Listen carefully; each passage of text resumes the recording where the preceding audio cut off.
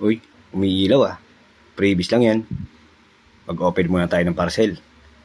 Ganito yan. Ito yung in-order kong maganda pero napakamurang relo. Mukha siyang mamahalin.